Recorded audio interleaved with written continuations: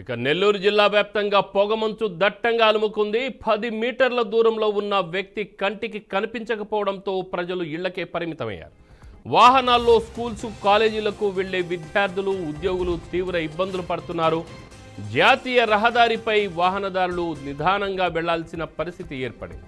కనీసం కొన్ని మీటర్లు దూరంలో వాహనాలు కూడా కనిపించకపోవడంతో ఎక్కడ ప్రమాదాలు జరుగుతాయో అని ప్రయాణికులు హడలెత్తిపోతున్నారు. ఇలాంటి పరిస్థితుల్లో వాహనదారులు లైట్లు వేసుకోవడం, ఇండికేటర్లు వేయడం, జంక్షన్ల వద్ద నిదానంగా వెళ్లడం వంటి జాగ్రత్త చర్యలు పాటించడం ద్వారా ప్రమాదాలకు గురి కాకుండా ఉండొచ్చని అధికారులు సూచించారు.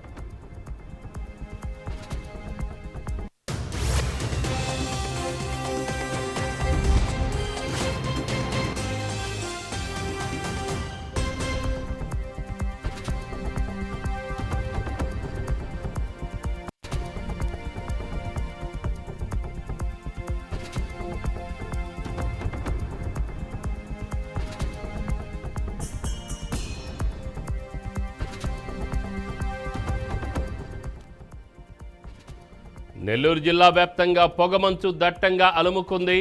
10 మీటర్ల దూరంలో ఉన్న వ్యక్తి కంటికి కనిపించకపోవడంతో ప్రజలు ఇళ్లకే పరిమితమయ్యారు. వాహనాల్లో స్కూల్స్కు, కాలేజీలకు వెళ్లే విద్యార్థులు, ఉద్యోగులు తీవ్ర ఇబ్బందులు పడుతున్నారు. జాతీయ రహదారిపై వాహనదారులు నిదానంగా వెళ్లాల్సిన పరిస్థితి ఏర్పడింది.